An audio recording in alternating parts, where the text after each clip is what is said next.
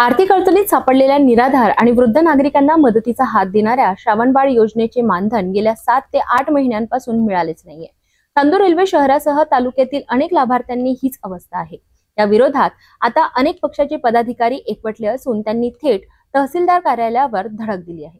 अमरावती जिल्ह्यातील चांदूर रेल्वे शहरासह तालुक्यात संजय गांधी निराधार योजना, श्रावणबाळ योजना आणि अपंग व्यक्तींसाठीच्या योजनेचे मानधन अनेक लाभार्थ्यांच्या बँक खात्यावर गेल्या 7 ते 8 महिन्यांपासून जमा झालेले नाही। यामुळे अनेक लाभार्थ्यांना दैनंदिन खर्च चालविणे, औषधोपचार करणे आणि घरगुती जबाबदाऱ्या पार पडणे कठीण झालं आहे।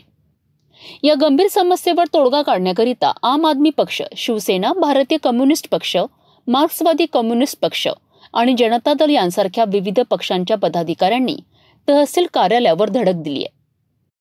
आप नेते नितीन गवडी यांच्या नेतृत्वाखालील या पदाधिकाऱ्यांनी तहसीलदार पूजा माटोडी यांना निवेदन दिलेत। त्यांनी या निवेदनातून मागणी केली आहे की लाभार्थ्यांचे थकीत मानधन तातडीने मंजूर करावेत आणि ज्यांच्या तक्रारी आहेत त्यांच्यासाठी एक विशेष कक्ष तयार करावा। या आठवड्यात मानधन जमा न झाल्यास 25 ऑगस्ट रोजी तहसीलदारांच्या दालनात लाभार्थ्यांसह बैठा सत्याग्रह आंदोलन करण्याचा इशाराही त्यांनी दिला आहे। आज आम्ही आम आदमी पार्टी, शिवसेना, उद्धव बाळासाहेब ठाकरे गट, भाकप, जनता दल असे पक्ष म्हणून एक निवेदन दिलं। आमच्याकडे अनेक लाभार्थ्यांची तक्रार आहे की त्यांना 6-6, 8-8 महिन्यापासून त्यांचं मानधन मिळालं नाही आहे।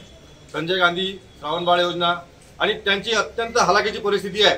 त्यांना औषधालाही पैसे नाही आहेत। त्या म्हाताऱ्यांनी जाव कुठे ते यांच्या कार्यालयात चक्रा मारतात, इथून त्यांना उत्तर बरोबर भेटत नाही। आज जे काही आधार कार्ड अमुक लिंक करायचे असेल बँकात, तर यांनी एक वेगळा कक्ष तयार करून हा निकाली काढायचा होता हा प्रश्न, पण यांच्याकडून ते काही झालेलं नाही आहे आणि त्यांना वाऱ्यावर सोडलेलं आहे।